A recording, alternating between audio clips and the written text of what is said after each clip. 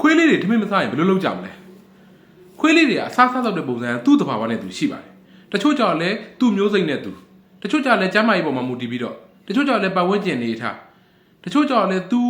စားတော့ခဲ့ရတဲ့ပုံစံပေါ်မှာမူတည်ပြီးတော့အဲ့လိုမျိုးအနေထားမျိုးစုံရှိပါတယ်ဒီနေ့ကျွန်တော်အဲ့အကြောင်းပြောပြသွားမှာဖြစ်ပါတယ်ပထမဆုံးတစ်ချက်ကတော့သူတို့ခန္ဓာကိုယ်ရဲ့လိုအပ်မှုပေါ့ခွေးတွေကပုံမှန်ဆိုရင်တော့သူတို့ကဗိုက်ဆိုင်စားတယ်ဒါပေမဲ့ခွေးသေးလေးတွေကကြတော့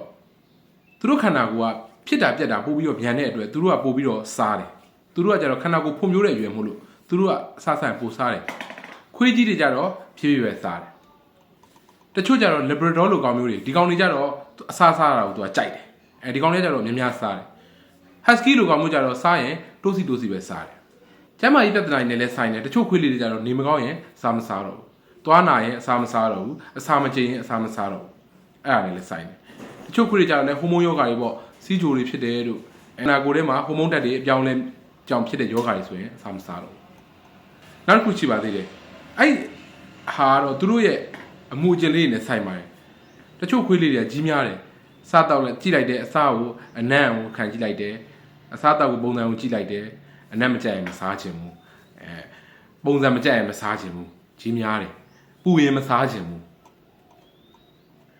တချို့ကောင်တွေကြအဲ့လိုမဟုတ်ဘူးသူကကြတော့သူတို့ကိုတခုခိုင်းလိုက်တယ်ခိုင်းလိုက်ပြီးတော့ကြတော့တော်လိုက်တာရော့မုံစားမယ်အဲ့လိုမျိုး reward ပေးတဲ့ပုံစံမျိုးစုပေးလို့ရှိရင်သူတို့ကအဲ့လိုစုပေးရင်းနဲ့ကျွေးတဲ့ခါကျသူတို့ကကြိုက်တယ်တော်လိုက်တာလက်ပေးပါအောင်ကျွန်တော်ဆိုရင်ကောင်မလေးဆိုရင်စားမလားရော့စားမယ်ဆိုရင်လက်ပေးတပတ်လှည့်အဲ့လိုခိုင်းပြီးမှကျွေးရင်သူတို့ကိုခိုင်းလို့အဲ့လိုမျိုးချစ်စရာအမှုလေးလုပ်ပြပြီးတော့သူတို့စားရတော့ပိုကြိုက်တယ်တချို့ကြလည်းတစ်မျိုးဒီတိုင်းချက်ကျွေးမစားချင်ဘူးတခြားကောင်တွေလည်းရှိတယ်ရော့ဘယ်သူစားလိမ့်မယ်နော်ပြောရင်တအားစားတယ်အဲ့ဒါမျိုးရှိတယ်တချို့ကြတော့အစာမှန်မကျွေးရင်မစားချင်ဘူးအချိန်မှန်မကျွေးရင်မစားချင်ဘူးတချို့ကြတော့လည်းကျွေးနေကြခွက်နဲ့ကျွေးရင်မစားချင်ဘူးအဲ့ကြောင့်ဆိုဘာလုပ်ပြရလဲဆိုတော့တချို့ကြတော့ခွက်တီးပြောင်းပြီးကျွေးပြရတယ်တချို့ကြတော့လည်းစားတဲ့တောက်တဲ့ပုံစံပြောင်းကျွေးပြရတယ်အဲ့လိုကောင်တွေရှိတယ်ပုံမှန် regular ကျွေးနေမစားချင်တော့ပုံမှန်ကျွေးနေကြခွက်နဲ့ထည့်ကျွေးမစားချင်ဘူး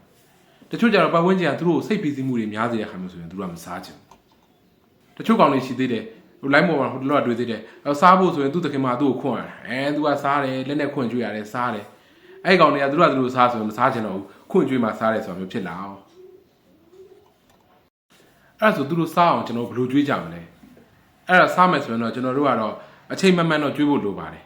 အချိန်မှန်ကျွေးတဲ့အချိန်မှာသူတို့ရိုးရီမသွားအောင်လို့အစာပုံစံပြောင်းကျွေးတာတို့ခွက်တဲ့ထည့်ပေးတဲ့ကျွေးတဲ့ခွက်ကိုပြောင်းပြီးကျွေးတာတို့ဒါမျိုးတွေလုပ်ပေးရပါတယ်ပြီးတော့ကျတော့အစာကိုသူတို့စားနေကြအစာကိုမှထားပါတော့အစာကြောင်းနဲ့ရောကျွေးတာတို့ snack လေးနဲ့ရောကျွေးတာတို့အဲ့လိုမျိုးရောကျွေးပြီးတော့အရန်ကြီးမပူအရန်ကြီးမအေးအပူချိန်ကိုလည်းဂရုစိုက်ပြီးတော့ပြင်ဆင်ပေးရပါတယ်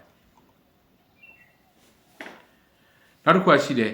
လူတွေပေါ့ကိုရီးယားအားသေးစားဝယ်စားကိုကချစ်တော့ကြတော့ကိုဘာစားသူ့လိုက်ကျွေးကိုဘာစားသူ့ကျွေးကျွေးတော့ခွေးကမစားတော့ဘူးအဲ့လိုမလုပ်ပါနဲ့သေးစားကိုသူ့ကျွေးရမယ့်ချိန်ပဲကျွေးပါကိုစားလည်းမကျွေးပါနဲ့ပြောတာပါအိမ်ကကောင်မလေးဆိုလဲကျွန်တော်တို့စားရင်ကျွေးနေရပါနောက်တစ်ခုကျတော့သူတို့ကိုအစားတောက်ရွေးခိုင်းပါကျွန်တော်တို့ဆိုတင်ပေးတယ်ဒါစားမလားဒီရောင်နဲ့ဘယ်ဟာစားမှာတော့အယောင်စားတစ်မျိုးတည်းကိုမဟုတ်ဘူးနောက်တော့ကျတော့အစာနဲ့အကင်နဲ့စနစ်နဲ့အကင်နဲ့ဘယ်ဟာစားမှာတော့ဒါမျိုးလေးတွေရွေးပေးတယ်ရွေးပြီးသူတို့ကိုရွေးခိုင်းတယ်အဲ့လိုရွေးပြီးစားရင်သူတို့ကပျော်တယ်အဲ့လိုဆိုစားခြင်းတယ်နောက်တစ်ခါသူတို့ကိုစိတ်ချမ်းသာအောင်ထားပါသူတို့ကိုစိတ်ချမ်းသာအောင်ထားမှာတော့အရေးကြီးဆုံးအရာပါစိတ်ချမ်းသာမှသူတို့ကလည်းထမင်းစားပါတယ်ကဲအဲ့တော့ခွေးလေးတွေကိုအစာစားတဲ့အမှုအကျင့်နဲ့ပတ်သက်ပြီးတော့သိပြီးတော့ကျတော့ခွေးလေးတွေကိုအစာဘယ်လိုစားအောင်ကြွရမလဲဆိုတော့သိပြီအဲ့တော့ကျတော့မိတ်ဆွေကြည်တတ်လိမ့်မယ်လို့ထင်ပါတယ်အားလုံးကျေးဇူးတင်ပါတယ်